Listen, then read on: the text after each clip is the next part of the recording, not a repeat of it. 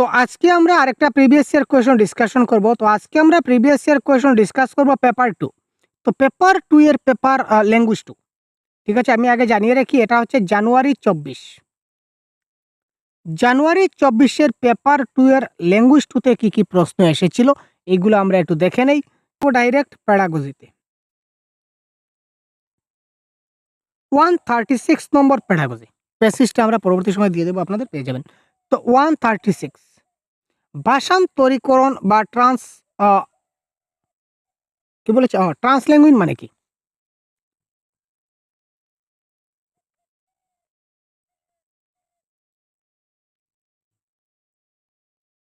ভাষা একটি নির্দিষ্ট সময়ের পর কিভাবে পরিবর্তিত হয় তা বোঝায়।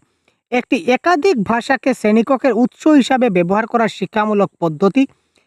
এটি বিদ্যালয়ের কয়টি ভাষা শেখানো হবে তার উপর নীতি নয় ভাই। ভাষা শিক্ষণকালে এক ভাষা থেকে অন্য ভাষায় স্থানান্তর করা এটাকে বলা হয়। এক ভাষা থেকে অন্য ভাষায় যখন ট্রান্সফার হয় তখন আমরা কি বলবো? Code switching. ঠিক আছে। আর একটি বাক্যের মধ্যে যখন বিভিন্ন ধরনের অন্য ভাষার শব্দগুলা মিক্স করব তখন সেটা হবে কোড মিক্সিং। তো এটা কারেক্ট অ্যান্সার হবে ভাষান্তরীকরণ বলতে আমরা বুঝি এটি একাধিক ভাষাকে শ্রেণীকক্ষের উৎস হিসাবে ব্যবহার করার যেটা শিক্ষামূলক পদ্ধতি, এটা হচ্ছে এই ক্ষেত্রে কারেক্ট অ্যান্সার। ঠিক আছে, ভাষান্তরীকরণ। তো এই দেখুন, এই ধরনের যেমন একাধিক ভাষাকে শ্রেণীকক্ষের উৎস হিসাবে ব্যবহার করার যে পদ্ধতি এটা হচ্ছে ট্রান্সল্যাঙ্গুয়েজ। তো ট্রান্সল্যাঙ্গুয়েজ এটা তো ল্যাঙ্গুয়েজ 2 এর প্রশ্ন, তাই না? ল্যাঙ্গুয়েজ 2 এর প্রশ্ন। তো এবার দেখুন ল্যাঙ্গুয়েজ 1 এ দেখুন সেম প্রশ্ন আসছে। একবার একটু দেখিয়ে দিই আপনার। এই সেম কোয়েশ্চন পেপার আমার কাছে রয়েছে। সেম প্রশ্ন কিন্তু ল্যাঙ্গুয়েজ 1 এ আসছে। একটু আপনি দেখে নিন, তাহলে আপনি বুঝতে পারবেন। একটু আপনাদের আমি দেখাতে চাচ্ছি। এই দেখুন, এই দেখুন 115। এটা কিন্তু ল্যাঙ্গুয়েজ 1 এর প্রশ্ন, তাই না? সেম প্রশ্ন। প্রশ্নটা দেখুন, একজন ভাষা শিক্ষিকা ইংরেজিতে একটি গল্প বললেন এবং শিক্ষার্থীদের তাদের যে ভাষা জানা আছে সেই ভাষায়, তারপর ক্লাসে যে ভাষায় ব্যবহৃত হয় সেই ভাষায় গল্পটি বলার জন্য তিনি দলবদ্ধ হয়ে কাজ করতে বললেন। শিক্ষিকা কী করলেন, তিনি প্রথমে ইংরেজিতে গল্প বললেন মানে একটা ভাষায়, তারপর বললেন তোমার যে ভাষাটা জানা রয়েছে ওই ভাষায় গল্প বলো মানে আরেকটা ভাষায়, তারপর বললেন ক্লাসে যে ভাষাটা ব্যবহার হয়েছে ওই ভাষায় গল্পটা বলো। তার মানে এখানে অনেকগুলা ভাষায় সমন্বয় এখানে শিক্ষাটা চলছে। এটাকে বলা হয় কি ট্রান্সল্যাঙ্গুয়েজ বা ভাষান্তরীকরণ। এটা কারেক্ট আনসার হচ্ছে এটা। আর একদম ডাইরেক্ট এখন আমাদের দিয়েছি একদম ঠিক বিপরীত। এটা মানে কি? দেখুন, টপিক তো সেম, না টপিকে কোনো পার্থক্য আছে ভাই? টপিক তো সেম, শুধু প্রশ্ন করার ধরন, এক্সামিনারের প্রশ্ন করার ধরনটা ব্যতিক্রম। তাই আমাদের এই জিনিসগুলো একটু খুব ভালো করে দেখতে হবে। আমরা পেপার 1, পেপার 2, ল্যাঙ্গুয়েজ 1, ল্যাঙ্গুয়েজ 2 বলে আমরা নিজেদেরকে কখনো সেগ্রিগেট করব না, এটা মাথায় রাখবেন। ঠিক আছে? এটি একাধিক ভাষাকে শ্রেণীকক্ষের উৎস হিসাবে ব্যবহার করার শিক্ষামূলক একটা পদ্ধতি। দেখলাম তো, প্রথমে ইংরেজিতে সে গল্প বলল, ইংরেজি একটা ভাষা। তারপর বলল তোমার যে ভাষা জানা আছে ওই ভাষায় বললাম। তারপর আবার বলল যে ক্লাসে যে ভাষায় ব্যবহৃত হয় ওই ভাষায় বলো। আমরা আবার বললাম। দেখলেন তো, একাধিক ভাষা ব্যবহার করলাম। এবার হচ্ছে বিবৃতিমূলক জ্ঞান বা ডিক্লারেটিভ নলেজ, অর্থাৎ যে বিষয়ে আমার জ্ঞান আছে এটাই হচ্ছে ডিক্লারেটিভ নলেজ। যে বিষয়ে আমার জ্ঞানটা আছে এটাই হচ্ছে আমার ডিক্লারেটিভ নলেজ। আর যে বিষয়ে আমার জ্ঞান আছে কিন্তু এই ভাষাটাকে আমি কি করে প্রয়োগ করব আমি পারছি না, সেটা হচ্ছে প্রসিডিউরাল নলেজ। ভাষাকে প্রয়োগ করতে পারছি না নয়, এই ভাষাটাকে কি করে প্রয়োগ করতে হয় তা জানা, এটা হচ্ছে প্রসিডিউরাল বা প্রয়োগাত্মক জ্ঞান যাকে আমরা বলতে পারি। তো 137 ব্যাকরণ বিষয় সম্পর্কিত জ্ঞান। তো এই বিষয়ে আমার জ্ঞান আছে মানে ডিক্লারেটিভ নলেজ। আমি ডিক্লেয়ার করছি যে ইয়েস এই বিষয়ে আমার জ্ঞান রয়েছে। আর জ্ঞান আছে কিন্তু কি করে ভাষায় ব্যবহার করতে হয় এটাও আমি জানি, এটা হচ্ছে প্রয়োগাত্মক। ঠিক আছে, বা প্রসিডিউরাল যাকে বলা হয়।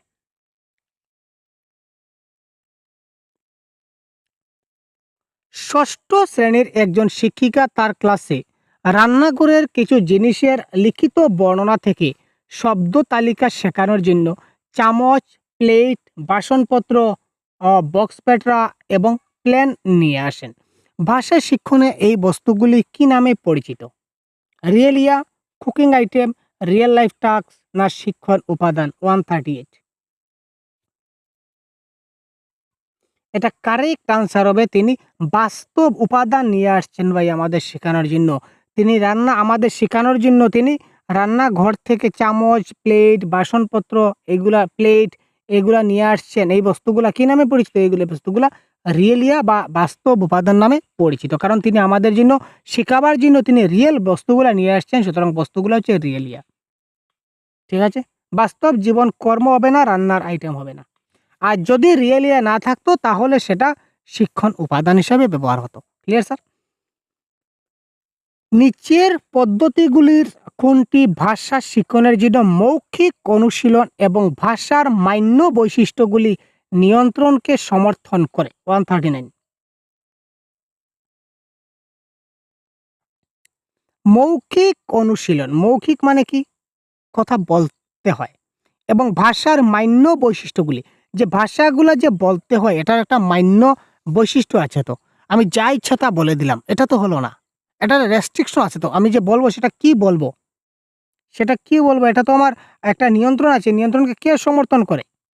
এখানে দেখুন শ্রবণমূলক ভাষা তত্ত্ব, অডিও লিঙ্গুয়ালিজম, এটা হবে এই ক্ষেত্রে কি কারেক্ট আনসার। কোনটি ভাষা শিখনের প্রয়োজনে, অর্থাৎ শ্রবণমূলক ভাষা তত্ত্বটা ভাষা শিখনের প্রয়োজনে কি করে?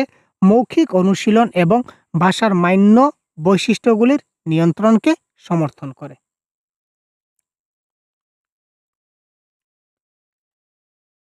এখানে একটা প্রশ্ন রয়েছে, পড়ুন এবং বলুন, সেটা কি ধরনের প্রশ্ন? আচ্ছা, আমরা আগে প্রশ্নটা পড়ি, তাই না? ইন্টারেস্টিং প্রশ্ন ভাই। একটি ছোট্ট মেয়ের গল্প পড়ে তার কষ্ট এবং অসুবিধাগুলির সম্মুখীন হওয়ার সাহস তোমার অনুভূতিতে আলোড়ন তুলল। তোমাকে এই ছোট্ট মেয়েটির প্রশংসা করে তাকে একটি চিঠি লিখতে হবে ১২০টি শব্দের মধ্যে।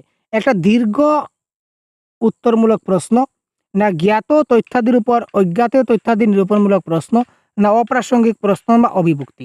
প্রথমে এটা দীর্ঘ প্রশ্ন উত্তর তো হবেই না। তারপর অপ্রাসঙ্গিক বলতে পারি না, কারণ প্রসঙ্গ তো আছে। কোন প্রসঙ্গ?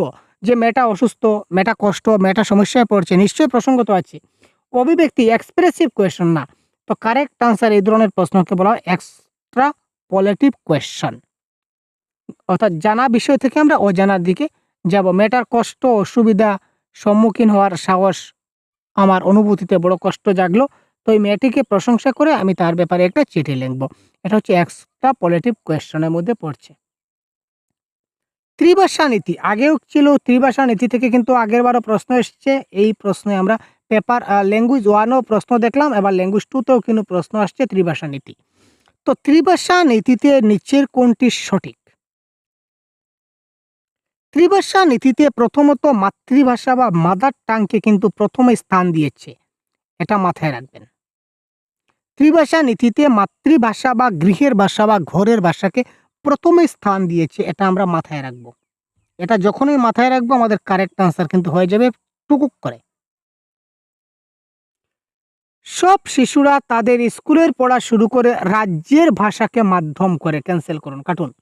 সব শিশুরা স্কুলের পড়া শুরু করে সরকারি ভাষা হিন্দির মাধ্যমে, ক্যান্সেল করুন। সব শিশুরা তাদের স্কুলের পড়া শুরু করে মাতৃভাষা গৃহে ভাষার মাধ্যমে, রাইট করুন, মাতৃভাষা গৃহের মাধ্যমে। সব শিশুরা তাদের স্কুলের পড়া শুরু করে ইংরেজি ভাষা, কাটুন। আমরা জানি ত্রিভাষা নীতিতে প্রথমেই মাতৃভাষাকে প্রথম স্থানে দেওয়া হয়েছে। সুতরাং সব শিশুরা তাদের স্কুলের পড়া শুরু করে কিসের মাধ্যমে? মাতৃভাষার মাধ্যমে বা গৃহের ভাষার মাধ্যমে। সুতরাং এটা হবে এই ক্ষেত্রে কারেক্ট আনসার। জাতীয় শিক্ষানীতি ২০২০ সম্বন্ধে নিচের কোনটা সত্য নয়?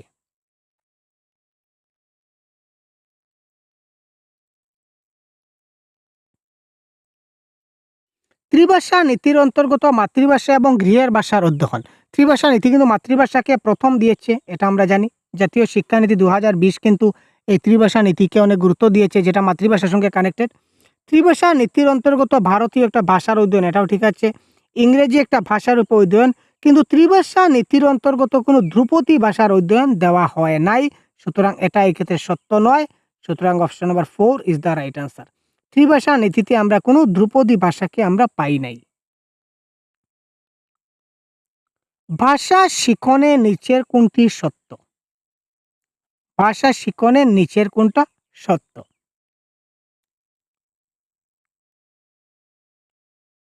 ভাষাটা শিখতে হবে, তাই না? এখানে শিখন বলেছে, অর্জন নয়, এটা শিখন, এটা আমরা মাথায় রাখবো। স্থানীয় প্রথম ভাষার জ্ঞান দ্বারা দ্বিতীয় ভাষা শিখনে কিছু করার থাকে না। স্থানীয় বা প্রথম ভাষার জ্ঞান দ্বিতীয় ভাষা শিখনে সহায়তা করে।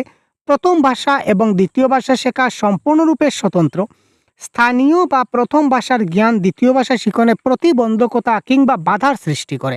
তো কারেক্ট আনসার কি হবে? খুব তাড়াতাড়ি কমেন্ট করুন 143। আপনারা কমেন্ট বক্সে এভাবে লিখে দিন 143 অপশন নাম্বার 1 অথবা 2 অথবা 3 অথবা 4। দেখি কার কার কারেক্ট আনসার সঠিক আসে।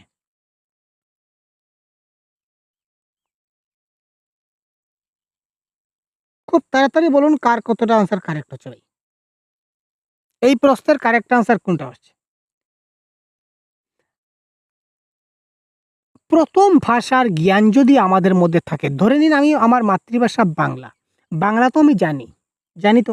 এবার আমার একটা দ্বিতীয় ভাষা হচ্ছে অ্যাসামিজ। এটা হচ্ছে দ্বিতীয় ভাষা। তো অ্যাসামিজ ভাষাটা এবার যদি আমি শিখতে যাই, তাহলে বাংলা কি আমার সমস্যা করবে? বাংলা কি বলবে, "আরে তুই বাংলা জানিস, আমি তোকে আসামিজ শিখতে দেব না।" সেটা তো হবে না। তার মানে প্রতিবন্ধকতার সৃষ্টি করে না।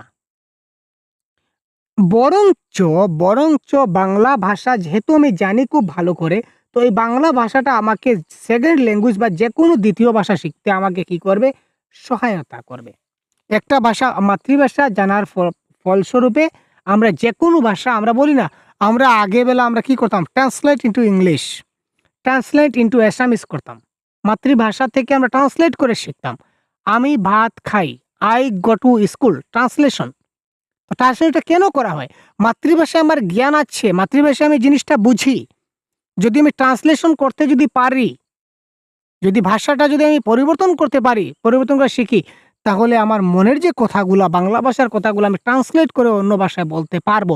তো মাতৃভাষাটা জানি, যার কারণে আমার অন্য ভাষাটায় আমাকে যথেষ্ট সহায়তা করছে। Option number B is the right answer. তারপর দেখি, সমাজ বিজ্ঞান ক্লাসে শিক্ষার্থীরা শ্রেণীকক্ষের বক্তৃতার মূল ধারণাগুলিকে আয়ত্ত করে। আমাদের শিক্ষক মশাই যে ধারণাগুলা দিচ্ছেন এগুলা খুব ভালোভাবে আয়ত্ত করছে ছাত্ররা, এবং বক্তৃতার গুরুত্বপূর্ণ দিকগুলির একটা তালিকা তারা তৈরি করছে। এই দক্ষতাগুলা কি নামে পরিচিত? শ্রবণ দক্ষতা, লিখন দক্ষতা, ধারণা সংক্রান্ত দক্ষতা না অধ্যয়ন দক্ষতা? 144। এটা কারেক্ট আনসার হচ্ছে, সে যে ধারণা আয়ত্ত করছে এটা হচ্ছে তার অধ্যয়ন দক্ষতা বা স্টাডি স্কিল। সে কতটুকু পড়তে পারছে, তার কতটুকু অধ্যয়ন রয়েছে, তার সম্পূর্ণ দিকগুলোর সে তালিকা তৈরি করছে। শিখনের জন্য একটা ভাষা ভালোভাবে লিখতে গেলে নিচের কোন পদ্ধতিটা কার্যকরী? ইয়েস, ইয়েস ভাই। লিখনের পর্যায়ে, লিখনের যে ধাপ আছে পর্যায়গুলাকে ক্রমান্বয়ে যদি সাজাই তাহলে কি হবে? 145। অনেক গুরুত্বপূর্ণ প্রশ্ন এসেছিল কিন্তু।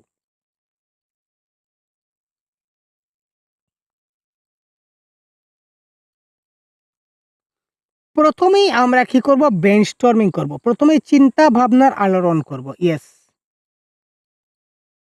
সবটিই তো কিরকম খেচকা লাগছে, তাই না? তো এই ক্ষেত্রে আমরা বলে দিই কারেক্ট আনসার অপশন নাম্বার 3। প্রথমে আমরা চিন্তা ভাবনার আলোড়ন করব। তারপর অপরিহার্য বিষয়ের সংযোগীকরণ, অর্থাৎ পয়েন্টগুলা লিখব, কোন কোন পয়েন্ট, আমি পয়েন্টগুলা নোট ডাউন করব। তারপর আমি একটা রূপরেখা নির্মাণ করব, একটা আউটলাইন। তারপর আমি একটা খসড়া লিখব বা ড্রাফট করব।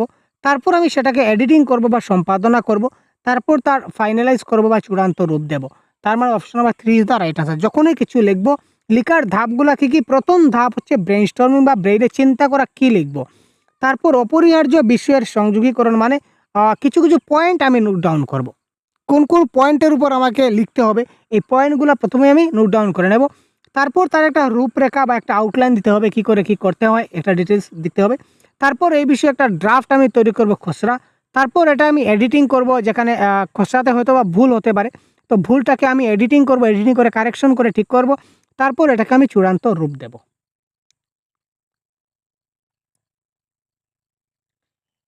এটি শিক্ষামূলক ভাষা অথবা বিভিন্ন পাঠ্য বিষয়ের ক্ষেত্রে প্রয়োজনীয় ভাষার দক্ষতা বোঝায়। এটি কি? 146। এই দেখুন, এই দেখুন, এই দেখুন। এই দেখুন BICS এবং CALP।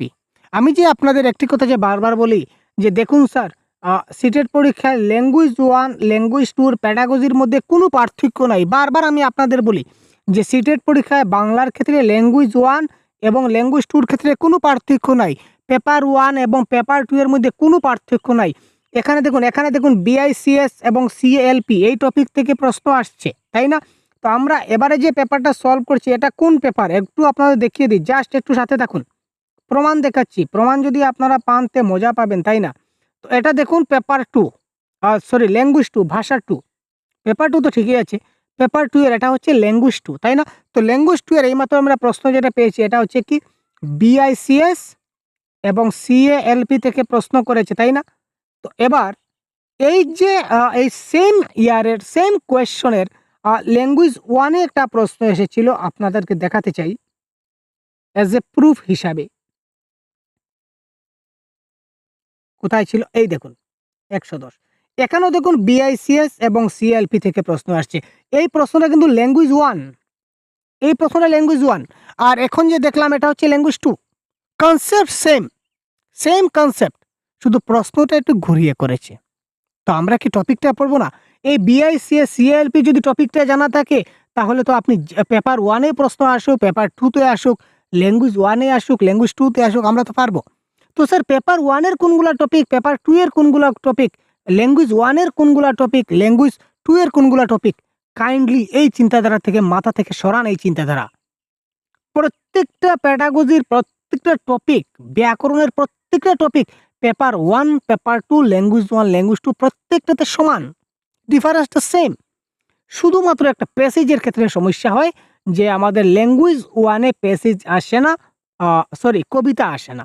ল্যাঙ্গুয়েজ 1 এ পোয়েম আসবে না, কি বলে ফেললাম, পোয়েম মানে কবিতা। ল্যাঙ্গুয়েজ 1 এ পোয়েম আসে, ল্যাঙ্গুয়েজ 1 এ পোয়েম আসে। এবার উল্টাপাল্টা বলা শুরু করেছি আমি, দেখতে পাচ্ছেন তো? তো ল্যাঙ্গুয়েজ 1 এ কিন্তু পোয়েম আসবে আর ল্যাঙ্গুয়েজ 2 তে আমাদের পোয়েম আসবে না। এটাই হচ্ছে ডিফারেন্স। ঠিক আছে? অনেকক্ষণ বকবক করতে, করতে মানে আমারও মানে ব্রেইনে উল্টাপাল্টা ফাংশন করছে ভাই, দেখুন। ঠিক আছে? তো ল্যাঙ্গুয়েজ 1 এ আমাদের পোয়েম থাকবে আর ল্যাঙ্গুয়েজ 2 তে পোয়েম থাকবে না, ডিফারেন্স এতটুকুই। তো এই দেখুন BICS CALP এর সেম প্রশ্ন, ঠিক আছে না? তো এই প্রশ্নটা কারেক্ট আনসার কি হয়? 110। যে ভাষা আমরা দিনের পর দিন মৌখিক সংযোগ সাধনে ব্যবহার করি তাকে বলা হয় কি? দেখুন কনসেপ্ট আমি আগের ক্লাসে বলেছিলাম, আবার বলি। BICS এবং CALP এর যেটা কনসেপ্ট যদি আমরা সংক্ষেপে বলি তাহলে আমরা বলতে পারি যে, যে সকল কথাবার্তা আমরা দৈনন্দিন জীবনযাপনে, আমি ঘুম থেকে উঠার পর জেনারেলি ফর্মালি না ইনফর্মালি আমি মায়ের সঙ্গে, বাবার সঙ্গে, বন্ধু-বান্ধবের সঙ্গে যেরকম কথাবার্তা বলি বা একটা দোকানে গিয়ে কোনো জিনিসপত্র কিনলাম, অর্থাৎ প্রত্যেক দিন আমি যত কথাবার্তা বলি না কেন সবগুলা হচ্ছে BICS। এক কথায় সবগুলো হচ্ছে BICS এবং পাঠ্যপুস্তক কেন্দ্রিক, পাঠ্য বই থেকে কোনো কিছু পড়া, আমার বা স্কুলে গিয়ে কোনো কিছু পড়া, পাঠ্য বইয়ে লেখা আছে কোনো কিছু পড়া, এগুলা হচ্ছে কি আমার CALP, cognitive academic language proficiency. এখানে বলেছে দিনের পর দিন মৌখিক যে সংযোগ সাধন করি, আমরা দিনের পর দিন যে কথাগুলা বলি সেই কথাগুলা কি? এইমাত্র বললাম সেগুলা কি স্যার? সেগুলো হচ্ছে BICS। কনসেপ্টের ক্লাস আমি আরও ভালোভাবে দিয়েছি, আপনাদের দেখে না থাকলে অবশ্যই দেখে নিন, আমাদের অ্যাপে অলরেডি আপলোড করে দেওয়া আছে। যারা অ্যাপে জয়েন আছেন অবশ্যই আপনারা দেখে নিন। তো এবারে এই প্রশ্নটি যে দেখাতেছিলাম, দেখুন কথা প্রসঙ্গে কতগুলা কথা বলতে হয়, আপনারা তো বিশ্বাস করছেন না ভাই। এবার দেখুন সেম প্রশ্ন, তাই না? একটি শিক্ষামূলক ভাষার বা বিভিন্ন পাঠ্য বিষয়ের ক্ষেত্রে প্রয়োজনীয় ভাষার দক্ষতা, এই যে পাঠ্য বিষয় বা শিক্ষামূলক প্রতিষ্ঠান বা স্কুলে গিয়ে আমরা পড়লাম। তো স্কুলে গিয়ে পড়া বা পাঠ্য বিষয়ের জন্য পড়া এটা হচ্ছে কি CALP, cognitive academic language proficiency, ধারণা সংক্রান্ত শৈক্ষিক ভাষা যোগ্যতা। বা প্রত্যেক দিন আমি যে সকল ভাষা ব্যবহার করি ঘরের কাজের জন্য বা আমার প্রয়োজনের তাগিদে, আমি প্রত্যেকদিন যে সকল কথাবার্তা বলি, মৌখিক কথাবার্তা বলি, সবগুলা হচ্ছে BICS, basic interpersonal communication skill. এবার 147, ষষ্ঠম শ্রেণীর ছাত্র, তার নাম হচ্ছে এলাম। সে 4টা ভাষায় কথা বলতে পারে। ও মাই গড, 4টা ভাষায় কথা বলতে পারে, কন্নড়, মারাঠি, হিন্দি এবং ইংরেজি। খুব ভালো স্টুডেন্ট তো দেখছি ভাই, সে 4টা ভাষায় কথা বলতে পারে, বহুত বড়িয়া। সে যখন বাড়িতে বাবা মায়ের সাথে কথা বলে তখন সে 4টি ভাষায় স্বাচ্ছন্দ্যে ব্যবহার করতে পারে। আবার সে যখন স্কুলে কিন্তু সে স্কুলে হিন্দি, কন্নড় এবং ইংরেজি ব্যবহার করে, কারণ তার বন্ধুদের এবং শিক্ষিকাদের এগুলি জানা রয়েছে। এই অভ্যাসকে কি বলা হয়? যখন একটা ছাত্র এক থেকে বেশি ভাষায় কথাবার্তা বলে, তখন সেটাকে কি বলা হয়? ট্রান্সল্যাঙ্গুয়াল এবিলিটি, ভাষান্তরীকরণ যোগ্যতা। তার মধ্যে অনেকগুলা যোগ্যতা আছে, তাই না? অনেক ভাষা বলার মতো যোগ্যতা আছে। একটা প্রশ্ন দেখুন, এই সেম প্রশ্ন কিন্তু আমাদের আবার ল্যাঙ্গুয়েজ 1 এও ছিল। সেম প্রশ্ন ছিল। প্রশ্নটা কিভাবে ছিল? আমি বলে দিই, আর দেখাচ্ছি না। তো প্রশ্নটা ছিল যে একজন ছাত্র, আ একটি এ এ একজন শিক্ষক ক্লাসে তিনি ইংরেজি ভাষায় একটি গল্প পড়ালেন। তারপর তিনি বললেন যে, "তোমাদের যে ভাষাটা জানা আছে তোমরা ওই ভাষায় গল্পটাকে বলো। আবার ক্লাসে যে ভাষায় শিক্ষা দান হয় ওই ভাষায় বলো।"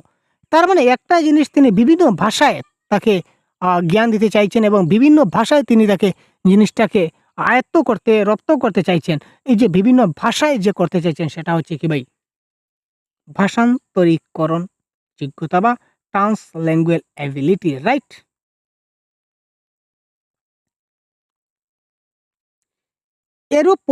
যখন এরূপ একটা পরিস্থিতি আমাদের মধ্যে চলে আসবে, যেখানে শিক্ষার্থীরা বিষয়ের উদ্দেশ্যের বিপরীতমুখী চিন্তা করে, যেখানে তাদের পুনরায় এটি বুঝার আ সুযোগ দেওয়া হয়, শিক্ষার্থীদের উন্নতির জন্য এই পদ্ধতির প্রচেষ্টাকে কি বলা হয়?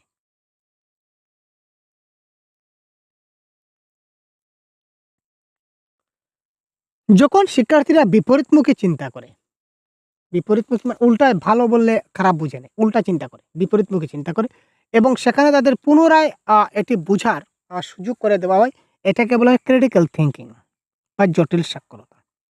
149 কারেক্ট আনসার কি হবে?